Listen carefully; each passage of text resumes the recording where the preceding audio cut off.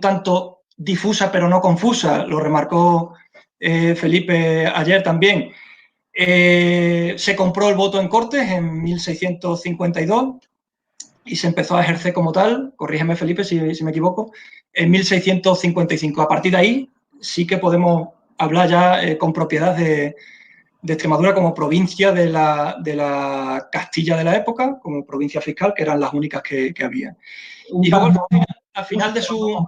Lo remarcó Felipe. Al final de su discurso, Felipe Lorenzana también nos estuvo hablando un poco, ya a manera ya de pinceladas de finales a lo largo del siglo XVIII, de la importancia que tuvo una figura como Vicente Paíno, un abogado de Badajoz que representó que ejerció como diputado provincial de Extremadura en un pleito contra la Mesta que se siguió a lo largo de los años 60 y 70, y aunque la Mesta no desaparecería hasta el fin del absolutismo, hasta el final del reinado de Fernando VII, pues parece ser que, bueno, al menos moralmente parece que se fue ganando esa batalla, ¿no?, entre los extremeños, sobre todo entre muchos concejos de Extremadura que tenían muchos problemas con la Mesta por los privilegios que tenían los rebaños que entraban en Extremadura a pastar, ¿no? Y que muchas veces parece, Felipe, que seguimos en Extremadura un poco viviendo de lo mismo. Hay muchos recursos aquí, pero muchas veces se manufacturan fuera, ¿no? Eso es lo que pudo provocar o no, ya me corregirás, la Mesta en aquella época. Y bueno, no sé si tocó mucho, bueno, sí, alguna pincelada también dio sobre la creación de la Real Audiencia de Extremadura, con sede en Cáceres desde 1790. Hasta entonces, al norte del Tajo, los territorios extremeños al norte del Tajo tenían que ir a la Chancillería de Valladolid y los del sur del Tajo a Granada, y a partir del establecimiento de la Real Audiencia, bueno, pues de alguna manera se establecía jurídicamente o a nivel de justicia la provincia de Extremadura, ¿no?, que como ya decíamos venía desde el siglo XVII. Bien, entonces hoy lo que queremos hacer un poco es el debate que no pudimos hacer ayer por motivos que se escapan a lo que podemos controlar nosotros desde aquí, o al menos yo como administrador no sabía cómo arreglar o solucionar el problema que tuvimos ayer al final de la ponencia. Así que por la amabilidad y disponibilidad de Felipe lo hemos traído a hoy. Si alguien tiene preguntas, bien a través de Facebook, bien a través del canal de YouTube, se van haciendo y bueno, vamos debatiendo un poco sobre ellas. Mi compañero Antonio ayer me pasó algunas de las preguntas que se habían hecho por el canal de YouTube y te voy haciendo algunas de ellas, Felipe, por si tienes respuesta para ellas. Había un compañero que nos hablaba de que, bueno, nos preguntaba qué términos del norte de Extremadura pertenecían al obispado de Ciudad Rodrigo. Si quieres responder a esto. Hola, buenas tardes a todos. A ver, no conozco ninguna población estando inclusa en Extremadura perteneciera al obispado de Ciudad Rodrigo. Más bien fue lo contrario, que se agregaron posteriormente a Extremadura poblaciones que durante un tiempo siguieron perteneciendo al obispado de Ciudad de Rodrigo y que estaban situados en la Sierra de Gata, creo que una de ellas era Villamier, pero no al contrario. El territorio extremeño estaba comprendido, como digo, en las tres diócesis, en los prioratos de los órdenes militares, y luego pues en la zona este había un territorio amplio, el condado de Belalcázar de Córdoba, y en la zona de Guadalupe, aunque no Guadalupe, la zona de la Siberia extremeña, que pertenecería y pertenece todavía al arzobispado de Toledo. Uh-huh. Yo, bueno, por apostillar algo, yo no sé qué evolución tuvieron los límites eclesiásticos de la diócesis de Ciudad Rodrigo o de Coria a lo largo de la Edad Moderna, pero por llevarlo al campo en el que mejor me muevo yo, el de la Edad Media, sí que puedo decir que, por ejemplo, los pueblos del Valle del Árrago, Robledillo de Gata, Descargamaría y Puñón Rostro, que desapareció en la Guerra de Restauración Portuguesa, pertenecían al obispado de Ciudad Rodrigo, y también San Martín de Trevejo o de Trevellu, Villamiel y Trevejo, y la aldea de Trevejo que hoy pertenece a Villamiel. Esos tres enclaves que fueron de la Orden de San Juan de los Hospitalarios, esos sí pertenecían al obispado de Ciudad Rodrigo, al menos eso. Pero en época medieval, yo no sé qué evolución tomó. Poblaciones que se agregan después de 1833, tanto de Cargamaría como Robledillo. Gracias a la Extremadura histórica, sino que son de los retoques que hay en el año 1833, donde el criterio ya no es el obispado, la jurisdicción eclesiástica, sino más bien los límites físicos. Supongo que se incorporaron a Extremadura porque estaban en la vertiente sur del sistema central. Yo también te preguntaba ayer, Felipe, acerca del obispado de Ciudad Rodrigo, del vínculo que habían tenido, de si se había querido incorporar o no a ese proyecto de provincia fiscal, de compra del voto en corte del siglo XVII, porque un historiador como Bernabé Moreno de Vargas, en 1633, creo que es su historia de Mérida, todavía considera al obispado de Ciudad Rodrigo como Extremadura. Es decir, en su mente está que la Extremadura de 1630, 1633, eran los obispados de Plasencia, de Coria, de Badajoz, los maestrazgos de Alcántara y de Santiago, y también el obispado de Ciudad Rodrigo. Yo no sé si eso perdura o no perdura. Bueno, el precedente era que la diócesis de Ciudad Rodrigo estaba incluido dentro de lo que era la sede del Tribunal de la Inquisición de Llerena. Con lo cual ya había un vínculo con Extremadura, ¿no? Que sea un vínculo, en fin, flojo. Pero bueno, el caso es que Ciudad Rodrigo, el Ayuntamiento de Ciudad Rodrigo sí se puso en contacto con las capitales extremeñas a finales de la década de los años 30 del siglo XVII para concurrir al voto en corte y separarse de Salamanca. Lo que ocurre es que luego, por el motivo que sea, las capitales extremeñas no incluyeron a Ciudad Rodrigo, posiblemente pues porque les hubiera perjudicado la separación de los partidos extremeños de la tesorería de Salamanca. Suponía que Salamanca se quedaba sin 3/4 partes de su territorio. Si hubiera incluido a Ciudad Rodrigo, Salamanca se hubiera quedado con un tamaño diminuto, con lo cual pues, hubiera sido ya una operación imposible. Pero sí hubo un intento. Ciudad Rodrigo también quiso ir con los extremeños en la creación de la provincia aparte de Salamanca. Otra pregunta nos llegaba por el compañero también Daniel Gordo acerca de las intendencias, porque él, que si no tengo mal entendido, está desarrollando ahora el trabajo final de grado, lo está haciendo precisamente sobre el ordenamiento territorial de Extremadura en el antiguo régimen, y él tenía como clara la fecha de 1718. 1720. Pero tú comentaste ayer que ya en 1711 existe la intendencia de Extremadura o de Mérida, como se llamara. Una fecha está plenamente documentada, no hay más que ver los libros de acuerdo del Ayuntamiento de Mérida y de las capitales cuando se presenta el primer intendente, que fue ni más ni menos que José Patiño, a quien ya indiqué que será también el primer intendente de Cataluña y el encargado a partir del año 14 de implantar la nueva ordenación en Cataluña, nueva planta, la ordenación de la hacienda, etcétera, etcétera. Fue el primer intendente de Extremadura y la intendencia radicó en Mérida en el año 11 y en los años siguientes. Ya en el año 18, año 20 ya se trasladaba a Badajoz. Vale, sobre esa. O sea que supongo yo, esto nacería en el contexto de la Guerra de Sucesión, ¿no? Las intendencias. Sí. Y entonces, una vez más, la guerra con Portugal influye mucho en que se cree un organismo determinado en Extremadura, ¿no? Tiene sus repercusiones políticas, está claro, igual que la tuvo la guerra anterior. La intendencia nace en un principio como un auxilio administrativo para el ejército. El ejército, bueno, con los militares pues, quizá nunca han sido demasiado hábiles a la hora de llevar las cuentas, de administrar las rentas. Hay que tener en cuenta que la Tesorería General de Renta que logró Extremadura con el voto en corte había pasado a poder del ejército a finales del siglo XVII y en tiempos de guerra pues se consideró que un intendente podría poner un poco de orden en esas cuentas y coordinar mejor el esfuerzo fiscal de los ayuntamientos de cara a esa guerra. Eso por una parte. Por otra parte, yo entiendo que la llegada del intendente, que no es una figura que se generalice en toda España en este momento, que es Extremadura y pocas provincias más quienes disponen de ello, responde también al deseo de los extremeños de tener una figura que coordinara o que sirviera de interlocución entre la provincia y la corona.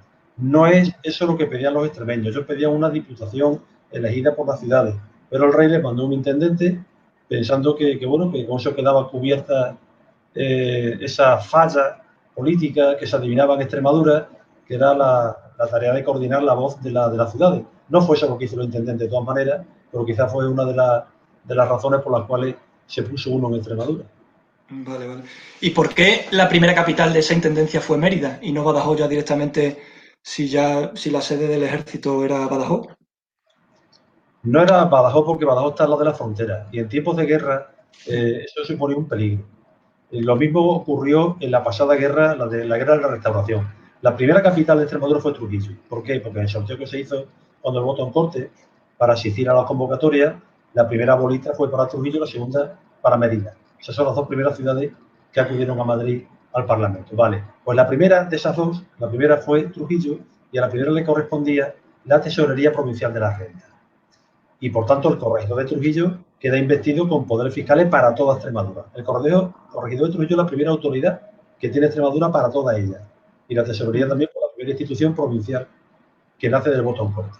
Se tenía que haber trasladado esa tesorería en el año 1660 a Badajoz. ¿Por qué? Porque Badajoz es el segundo turno, la primera de las dos ciudades del segundo turno, Badajoz y Cáceres. Pero por motivo de la guerra, por precaución, las arcas se quedaron en Trujillo. Y yo entiendo que la intendencia se quedó en Mérida por el peligro de estar en Badajoz tan cerca de la frontera. El enemigo era también entonces el portugués. Y por eso, de todas maneras, tampoco es descartable que se pensara en principio en Mérida como capital extremeña. O sea, tiene su lógica geográfica, tiene toda su lógica histórica. Es un debate más recurrente. Cuando se establezca la audiencia, también se pensó en Mérida. Entonces Mérida se descartó porque era una población muy disminuida, no tenía edificios capaces para alojar la audiencia. Y finalmente fue para Cáceres. Pero sí, Mérida siempre ha estado en todas las quinielas como capital de Extremadura. Pasa que no ha fraguado hasta el Estatuto de Autonomía del año 83 y también con problemas y con una polémica. Sí. Siempre. Pues mira, a colación de esto que ya has nombrado a Trujillo como primera capital, entre comillas, de Extremadura, Trujillo, desde mi punto de vista, siempre ha tenido un papel, o lo tiene hoy al menos, un papel muy simbólico, porque además en ese siglo XVII me parece que también fue ceca, ¿no? O sea, se emitía moneda, me parece que también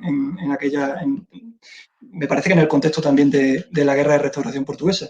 Y Carlos Casilla, que ha estudiado mucho el tema de los conflictos entre la nobleza y, bueno, principalmente por el maestrazgo de la Orden de Alcántara en el siglo XV y demás, nos preguntaba que si la Santa Hermandad de Trujillo, la provincia de Trujillo, que así se nombra en 1480 como una de esas 20 o 21 provincias donde tenía sede la Santa Hermandad en la Castilla de los Reyes Católicos, que si pudo haber tenido algún tipo de influencia en la conformación posterior de Extremadura.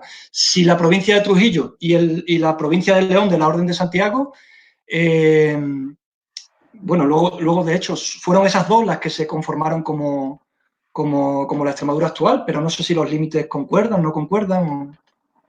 En el 16 había dos partidos en Extremadura, que era el partido de Trujillo y el partido de San Marcos de León, con la sede en Jerez. Un poco descentrada para lo que es el territorio extremeño, pero el territorio extremeño todavía no es perdón por la redundancia, demasiado aprehensible. Trujillo tiene una importancia capital en Extremadura y es una de las ciudades que lucha siempre, lo ha hecho, por ser también la capital de la provincia extremeña. En el siglo XVI, al menos lo que tengo yo documentado, fue la primera ciudad en pedir el voto en corte. ¿Por qué? Porque ella ya sabía, a través de esa tesorería que tenía, de los servicios que se tomaban en corte, de la importancia que tenía la jurisdicción fiscal. Porque cuando hablamos de que las provincias eran solo a efectos fiscales, es que ese solo es muy amplio, es que la fiscalidad en el antiguo régimen lo es todo, porque es lo que determina la jurisdicción, la administración y todo. O sea, es un elemento que abarca y que generaliza, porque todos pagan los impuestos. Algunos impuestos como los millones, además, lo pagan todos, incluyendo el clero y la nobleza. Y lo pagan también los territorios señoriales. Con lo cual, la administración de las rentas es tener un control sobre el territorio que de otra manera no se podía tener. Por tanto, es una función muy importante y Trujillo lo sabía, porque al igual que Llerena, había tenido un conocimiento pionero en esa administración fiscal. Y en el siglo XVII, cuando Extremadura obtiene el voto en corte, Trujillo durante mucho tiempo quiso tenerla ella sola. Quería ser ella la que hablara por toda Extremadura sin compartir el voto con otras capital, ¿no? Y hubo también una polémica bastante fuerte y algunos de las grandes figuras que tenían los extremeños en Madrid, los que estaban relacionados con Trujillo, actuaron en contra del voto comunitario porque lo querían solamente para Trujillo. Fue el caso de uno de los consejeros de Castilla, de Pizarro de Llana, que era además, bueno, pues, el alférez mayor de Trujillo. Con lo cual, pues, Trujillo siempre se ha manifestado. Luego ya se avino a razones, porque desde la corona le dijeron que el voto extremeño tenía más posibilidades de conseguirse si era una petición conjunta a que si lo era individual. Y entonces por ahí ya, pero a Trujillo le costó muchísimo abandonar la vía solitaria. ¿Cuándo lo pide por primera vez? ¿Has dicho en el siglo XVI? ¿En torno a qué año? En torno a 1580, Trujillo ya pide el voto en corte. Pasa que en el 16 no se concedió ningún voto en corte, ni a Trujillo ni a nadie. Y lo pidió incluso antes de que salieran los millones, que fue el primer impuesto así generalista al que me estoy refiriendo.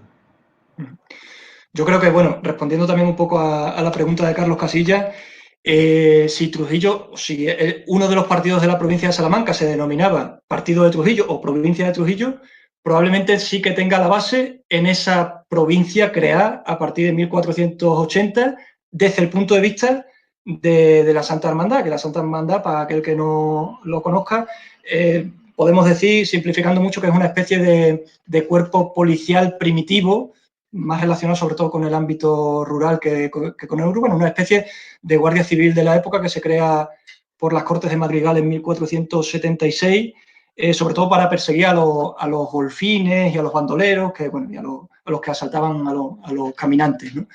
Y es verdad que las primeras 8 provincias que se crearon, o las primeras 8 sedes de la Santa Hermandad, eran de la Cuenca del Duero, principalmente, bueno, 8 de las 9 capitales actuales de Castilla y León, todas excepto Soria, y luego a partir de 1480 se amplía al sur de Castilla y con otras 10, entre ellas Trujillo. Y no sé si de ahí, como digo, puede derivar eso de que en 1580, cuando se habla de la provincia de Salamanca, una de esas provincias fuera Trujillo, no sé. El término provincia es un término que no se utiliza con precisión hasta el siglo XVII. En el XVII ya queda claro que la provincia es el territorio que administra una ciudad con voto en corte. De manera que el término provincia puede ir asociado a lo que realmente en puridad es un partido y no una provincia. Por tanto, no es de extrañar esa serie de denominaciones, porque, repito, el territorio pues nunca estuvo bien delimitado, bien estructurado hasta mucho tiempo más adelante. O sea, la provincia es algo natural del siglo XVII y el concepto es anterior, pero no sirve para delimitar las mismas realidades. Y tampoco me consta que la Santa Hermandad cree territorio, administre territorio. El poderío de Trujillo más bien es, como digo, de carácter fiscal. Y luego tenía recogida una última pregunta, a no ser que mis compañeros me pasen alguna otra que estén habiendo por YouTube y por Facebook, sobre el padre Francisco de Coria, sobre Fray Francisco de Coria, que fue quien escribió, ¿no?, en la primera historia de Extremadura. No sé qué información tenemos sobre este personaje. Yo conozco la obra, hay el manuscrito original, creo que está en la Biblioteca Colombina de Sevilla, y yo manejar el original que manejé está en el Centro de Estudios Extremeños. La verdad que esto la obra del padre Coria es un ejemplo de lo poco que hemos querido a veces nuestra historia, porque siendo la historia más antigua, pues ¿por qué no se ha publicado?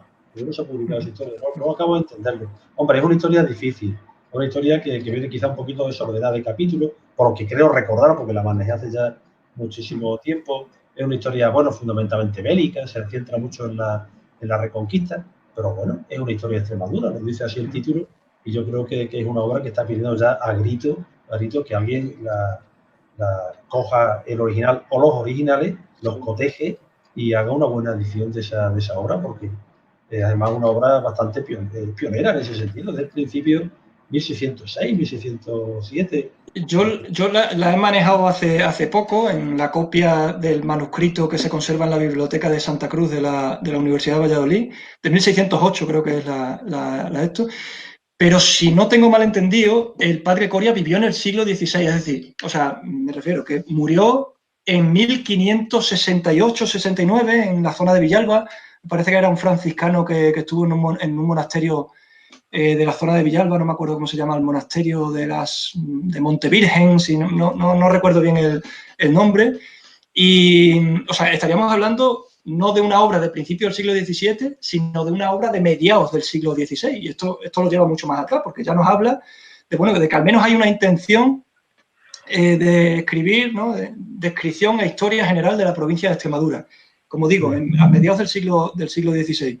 Y además, bueno, yo la he manejado por las referencias que tiene a la historia islámica de la región, porque es el primero que intenta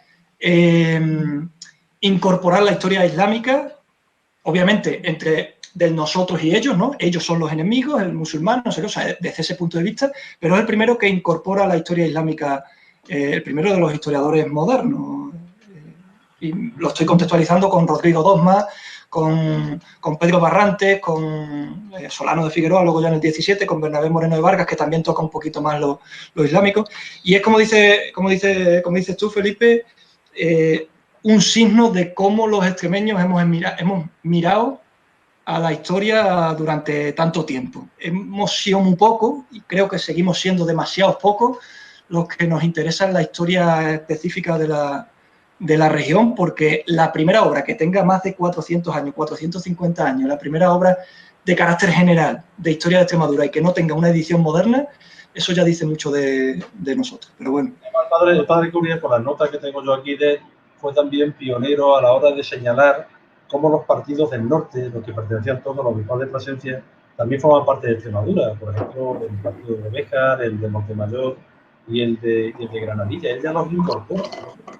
50 años antes del voto en corte, él incorpora esas nociones a lo que es la provincia de Extremadura. Yo la copia que he manejado del padre Coria, que se llama Descripción e Historia General de la provincia de Extremadura, está en el Centro de Estudios Extremeños de Badajoz, está fechada en el año 1608. Además, le dedico un capítulo entero a Béjar, ¿vale?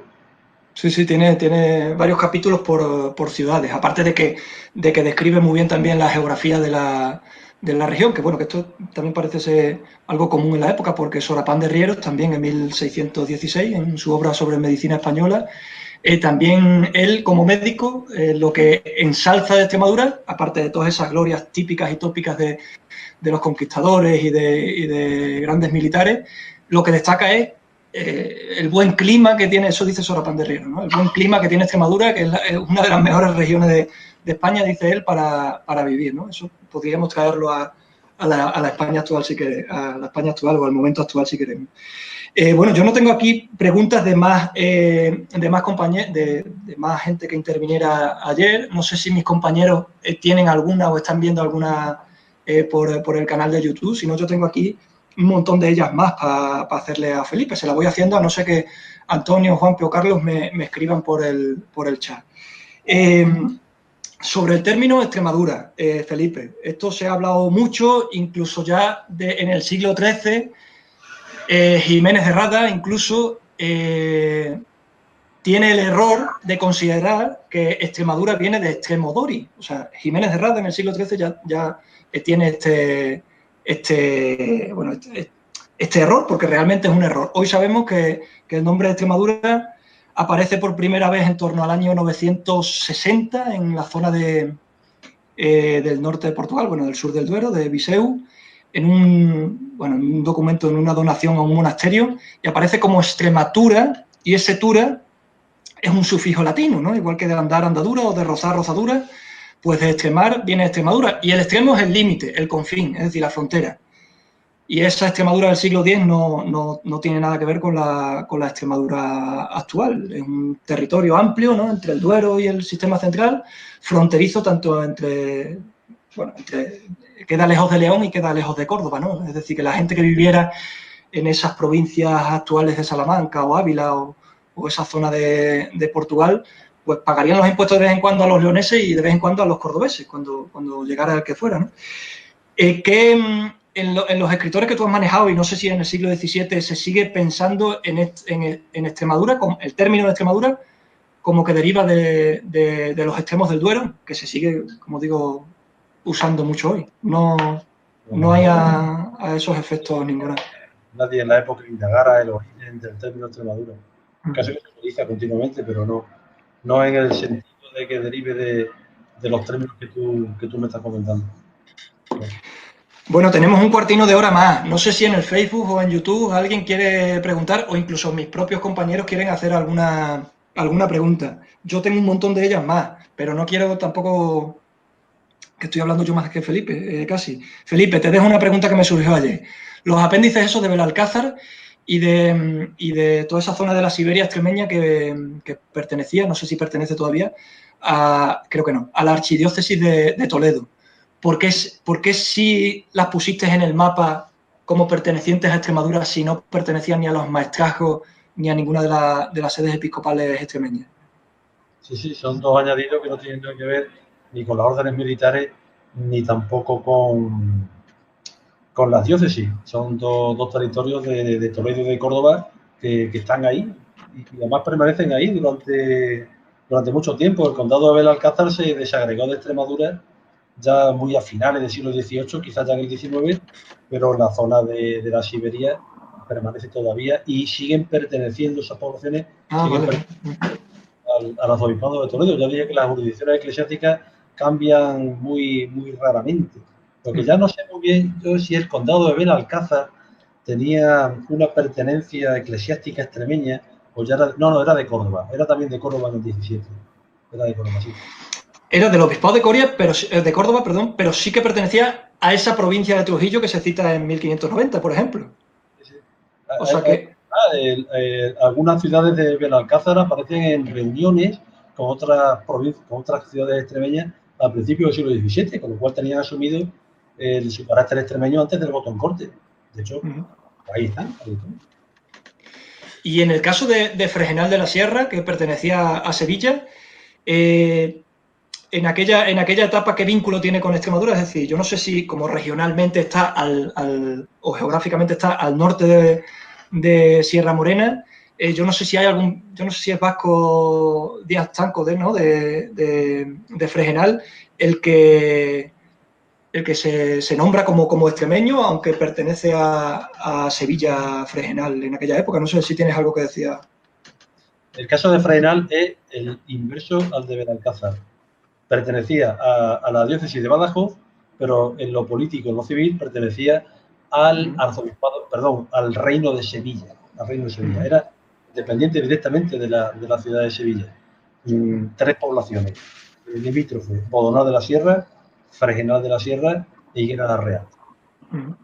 Pertenecían al obispado de Badajoz y, sin embargo, eran parte del reino de Sevilla. Son pues, de esa rareza administrativa, porque ya digo que el principio de la razonabilidad, el cartesianismo a la hora de entender el territorio como lo entendemos hoy, pues no era tal en el siglo XVII y se daban esas cosas un poco extrañas, pero bueno, extrañas desde nuestra perspectiva actual. Y la vinculación de Fregenal con Extremadura es eclesiástica, pero no es civil. Uno de los más ilustres hombres de Fregenal, que fue Arias Montano, está enterrado en Sevilla, en el pabellón de hombres ilustres sevillanos.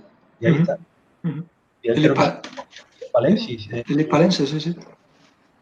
Incluso, bueno, Pedro de Valencia también a principios del siglo XVII, él decía que hablaba desde los confines de la Bética. Es verdad que, bueno, un hombre humanista como él, ¿no? Siempre intentaba hacer esas referencias al mundo clásico y la Beturia, digamos, ¿no? El territorio extremeño que perteneció a la Bética, el sur de Extremadura, de Zafra hacia el sur, eso es verdad que eran los confines de la Bética, pero él mismo habla o dice que escribe desde los confines de la Bética. No por esto tenemos que identificar Bética con Andalucía, como se hace actualmente, ¿no? Otro, por ejemplo, fue Ortiz de Tobar, que escribe sobre Hornacho, y tiene uno sobre la Beturia, ¿no? La Beturia Túrdula, que es la parte de toda esa parte de la Serena y de la Campiña Sur, ¿no? O sea que, a ver, aquí sí, perdona. Las acciones administrativas tienen que ver con las negociaciones que hubo durante la Reconquista entre el monarca y quien les ayudó a la Reconquista. Una vez era la ciudad de Sevilla, otra vez fueron las órdenes militares, los señores, y entonces pues esos repartos administrativos tienen que ver con la política que se siguió en la Reconquista. Simplemente. Se tiene que recompensar favores y lo hace con territorio, lo hace con poder. Aquí nos ha llegado una pregunta de José Juan por el YouTube y dice que si alguna influencia de la casa de feria de los Suárez de Figueroa en lo que bueno, en lo que has venido contando sobre la formación de Extremadura. O sea, ¿qué influencia pudo tener la casa de feria en esa conformación provincial de Extremadura en el siglo XVII? No conozco ninguna, excepto el vínculo que tenía Lorenzo Ramírez de Prado, que era de Zafra y posiblemente tuviera algún vínculo con la Casa Ducal, que fue también una persona importante en la negociación del voto en corte. Lorenzo Ramírez de Prado también tenía familia en Llarena y procuró hasta el final que Llarena se sumara. Pero no tengo ninguna noticia directa del protagonismo de la Casa de Feria en la consecución del voto en corte. Ya he dicho además que los señoríos pues no tenían asiento en las cortes, Pero, o Zafra sí, ni siquiera. ayer sí que señalaste, ¿no? En ese, entre comillas, acta de nacimiento de Extremadura, cuando te dices que Extremadura son los obispados de no sé qué y no sé cuánto, se resalta Medellín y la otra no me recuerdo cuál era la que se resaltaba. Feria, precisamente, Era sí. feria, vale, vale.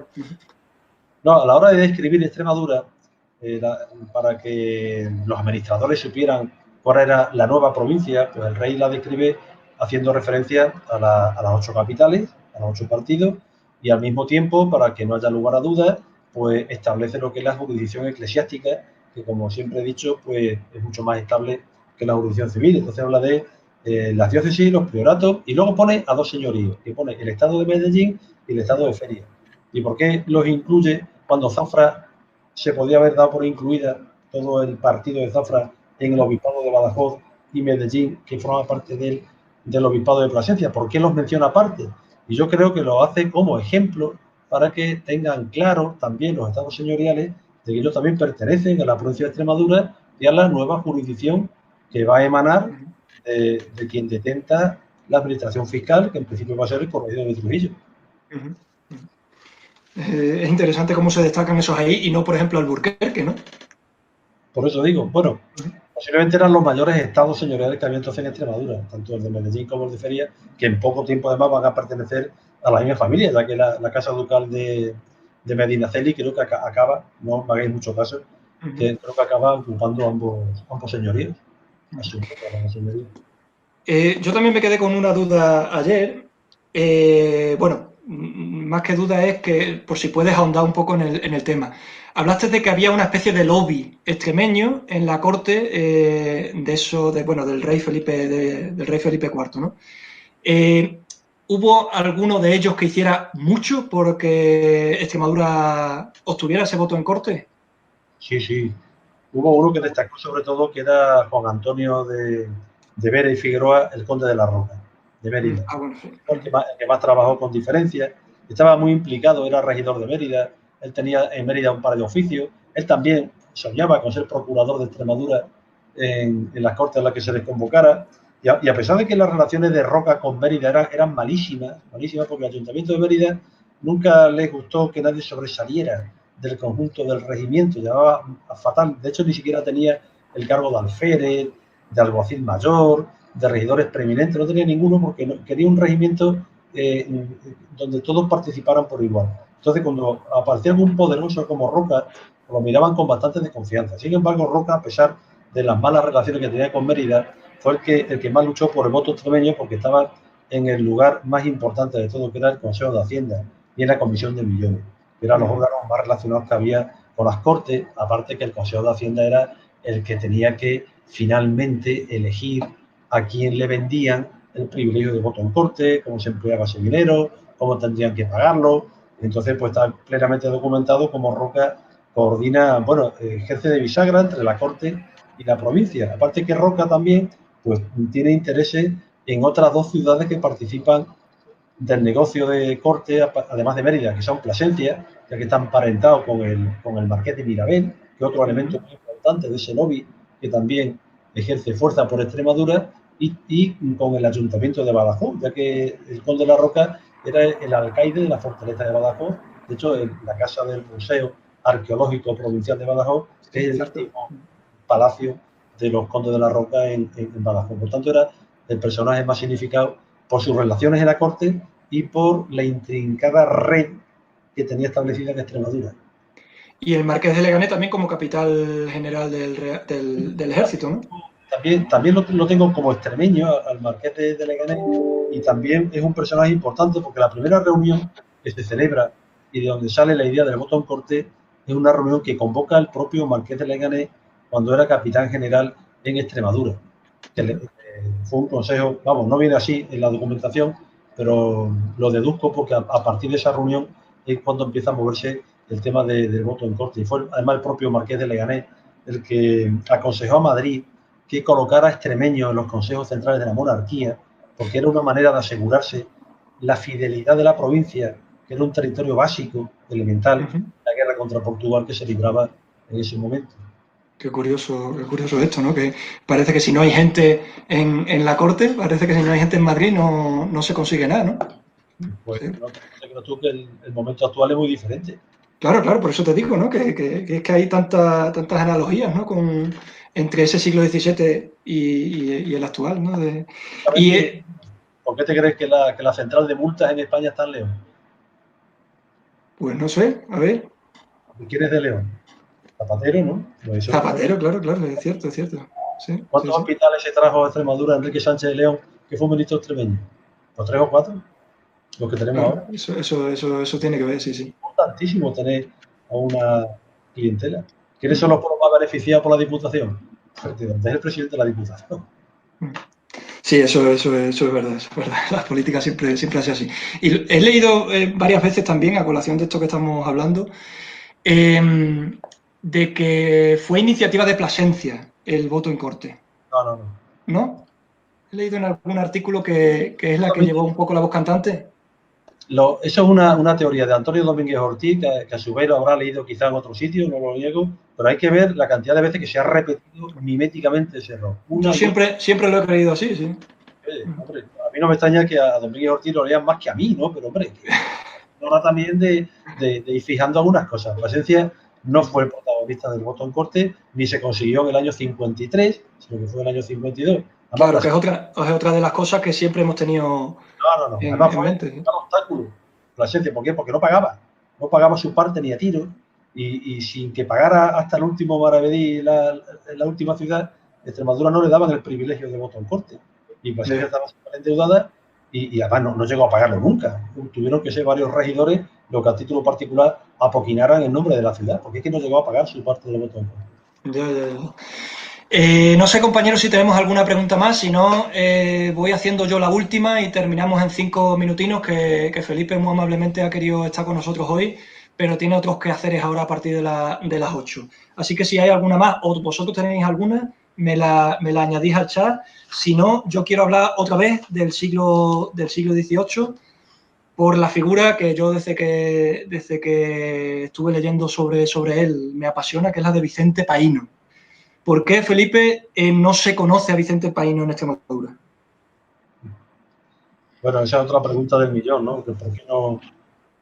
A ver, de la historia de Extremadura conocemos poquitas cosas. El hecho de que errores como los que hemos estado aquí debatiendo se hayan repetido tanto tiempo es pues, un poco también síntoma de lo mal que hemos cuidado nuestra historia durante mucho tiempo. Y Vicente Paíno fue uno de los grandes olvidados. Pero vamos a ver, yo puedo entender que a Vicente Paíno se le desconociera en el siglo XX porque nadie había estudiado el pleito contra Extremadura. Todavía en el XIX, y no tiene mucha lógica, porque buena parte de la reforma agraria que se debate en el siglo XIX es una secuela del pleito de Extremadura contra la Mesta, porque muchas de las leyes que se debaten en cortes en el siglo XIX, que son la venta de los baldíos municipales, el reparto de los propios, qué hacer con los comunes, ese es un debate que ya está explicitado en el pleito y todo lo que rodea el pleito de Extremadura contra la Mesta, que el pleito, como dije ayer, no se ganó, se llegó a una concordia, pero produjo una legislación agraria que de haberse aplicado de manera honrada y sin muchos obstáculos, pues hubiera cambiado posiblemente el panorama del campo extremeño. Pero lo que yo ya no entiendo es por qué se sigue olvidando a Vicente Paíno en el siglo XXI, cuando mi compañero y amigo Tomás Pérez Marín publicó hace ya más de 15 años, a principios del siglo, un magnífico ejemplar, un volumen, una monografía sobre Vicente Paíno y Hurtado. Entonces, está publicado por Editorial Regional, ¿no? Libros como ese no son más conocidos y por qué figuras como Vicente Paíno, importantísimas para Extremadura, no son más valorados, no ya por los historiadores, que me consta que sí, que lo valoran, ¿no? Pero más bien por la sociedad en general, porque Vicente Paino fue el primer diputado general de Extremadura, un abogado que se echó a sus hombros toda la provincia en contra de la institución privada más poderosa que ha habido en España hasta su extinción, ni más ni menos que la Mesta, y tuvo además el enorme mérito de crear una cierta conciencia regional, porque consiguió también apoderamiento, porque así se lo siguió la Mesta. Oiga, ¿usted representa a Extremadura? Sí, no, aquí pone que las ciudades de voto en corte. Bueno, pues si ustedes quieren, les presento un poder de cada pueblo, y consiguió un poder de la mayoría de las poblaciones extremeñas para continuar el pleito. Incluso durante un tiempo, el prestigio que adquirió Paíno en la corte fue tal que se le nombró procurador general del reino, que es una especie de antecesor de lo que hoy sería más o menos el fiscal general del Estado o el defensor del pueblo. Para que veáis la trascendencia que tuvo este personaje. No solamente creó una institución, la Diputación era de Extremadura en la corte, sino que además, pues, ilusionó a los ayuntamientos y a los propietarios extremeños y a los ganaderos extremeños en que la cosa podía cambiar, porque la Mesta era un obstáculo al desarrollo del campo rural. Y la élite político-intelectual de la época de Godoy, la que estaba en Madrid, la que primero estuvo en parte con Godoy en Madrid y luego estuvo en Cádiz, en la Pepa, ¿no? En la Constitución del 12, ¿qué hicieron por Extremadura? Me refiero, no sé si con estas palabras tan bruscas, pero ¿consiguieron algo para Extremadura? Sí, hombre, Godoy es también un personaje fundamental para Extremadura, fundamental. Godoy barrió para casa todo lo que pudo y algo más. O sea, a Godoy podremos criticar muchas cosas, ¿no? Sus afanes totalitarios, en fin, todos los defectos que queráis, pero Godoy fue un personaje extraordinariamente importante para Extremadura, colocó a muchos extremeños, elevó a Badajoz a la categoría casi de segunda capital española, llevó a los reyes a Badajoz, incorporó Olivenza para Extremadura, consiguió que llegara la Real Audiencia, porque aunque la audiencia llega antes de que Godoy sea nombrado valido, pero ya era importante Godoy. Godoy es importante desde el mismo momento que Carlos IV asume la corona española y además consigue los reales decretos del año 1793 que declaran todas las dehesas a pasto y labor, que es casi la expulsión de la Mesta de una parte importante del campo extremeño. Por tanto, logró una legislación también muy favorable para Extremadura, logró que el seminario de San Antón de Badajoz tuviera categoría universitaria. Sin embargo, uno de los traidores de Badajoz van a proceder también de los propios extremeños, y todas esas ciudades que fueron encumbradas, todos esos personajes encumbrados por Godoy, pues le van a dar la espalda en cuanto el valido caiga después del motín de Aranjuez. Bueno, pues eso también forma parte de nuestra historia más triste, y a partir de ahí, pues otra vez, el olvido total y absoluto sobre la figura de Godoy, que bueno, que en fin, que lo único que tiene una estatua cochambrosa ahí en Badajoz. Desde hace pocos años, además, desde hace pocos años. Horrible, que para eso me da la puesta. Bueno, sobre estatuas hay mucho, porque mira que de Godoy por lo menos se tienen algunos retratos. Otras veces cuando no se tienen retratos, bueno, pues parece que el artista tiene más libertad, pero la de Imen Marwan en Badajoz también. Bueno. De Imen Marwan quizás no se conozca la pinta que tenía, pero es que de Godoy lo conocemos perfectamente a través de los retratos de Goya. Si es que no había más por eso digo. que se le pareciera en algo, y no absolutamente en nada, ni en el uniforme, ni en el físico, ni en la actitud marcial, nada, absolutamente nada. Bueno, libertad del artista. El otro me estás preguntando, que creo que sobre la Diputación extremeña en las Cortes, los diputados que forman las Cortes, Extremadura tuvo una diputación brillantísima en las Cortes. Se ha destacado mucho el papel de los liberales, el papel de Calatrava, de Muñoz Torrero, del cura Oliveros, de Fernández Golfín, pero es que incluso los diputados conservadores que llevó Extremadura, como fue el caso del inquisidor Riesco o del obispo Casquete de Prado, también fueron muy buenos diputados. Casquete de Prado, Fuente Cantello, fue además presidente de las Cortes de Cádiz durante el turno que le tocó, y la verdad que también se habló mucho de Extremadura en las Cortes, se habló bastante.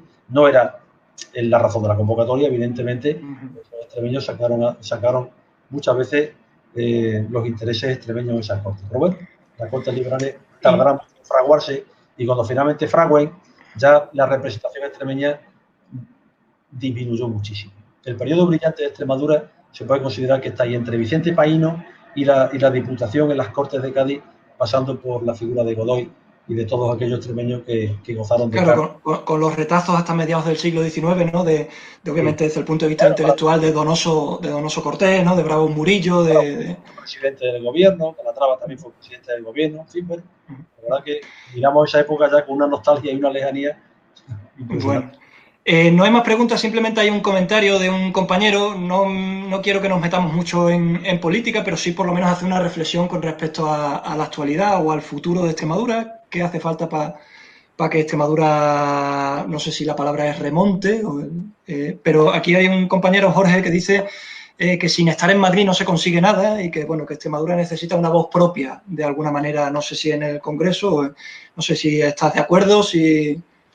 Sí, es que el ejemplo lo tenemos a diario, ¿no? A diario. O sea, un gobierno en minoría pactando con pequeños partidos regionales que está negociando un estado de alarma y al mismo tiempo ponen el cazo para que les den las compensaciones. O sea, a ver, no tenía que ser así. No tenía que ser así, mucho menos, ¿no? Ni mucho menos. Pero es que la política diaria nos está indicando continuamente que ese es el camino. Pero, sin embargo, Extremadura nunca ha fraguado un partido regionalista. Ha tenido dos, Arex, en el año 1977, que se integró a la UCD, y Extremadura Unida, que existe todavía, bueno, también algunos otros partidos pequeños, pero que nunca han tenido una acogida importante del electorado. Pero eso nos lleva ya a otros muchos motivos, entre los cuales también la base socioeconómica. Los partidos regionalistas fraguan en sociedades urbanas, con una burguesía que hace suya esos intereses y los defiende ante Madrid, una forma también de defender sus propios intereses. Bueno, eso sería ya un debate. Sí, y más allá del partido político en sí, Extremadura Unida o Extremeños o lo que sea, del discurso más menos regionalista que haya dentro de los propios partidos, a lo mejor más de carácter nacional, ¿no? Que muchas veces es eso, que sabemos más de Madrid, que sabemos más de Cataluña, porque obviamente salen más en la tele, que de nosotros mismos, ¿no? Vamos, esa es la impresión que tengo yo. ¿Qué papel tiene que tener entonces el historiador en la sociedad actual, Felipe?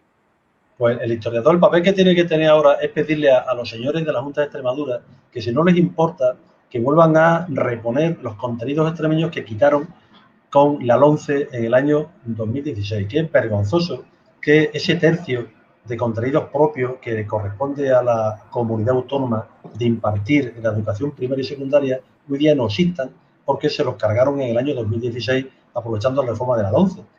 Y lo peor no es que eliminaran esos contenidos, lo peor es que nadie se ha quejado de ellos. Bueno, me estoy quejando yo, me estoy quejando sí.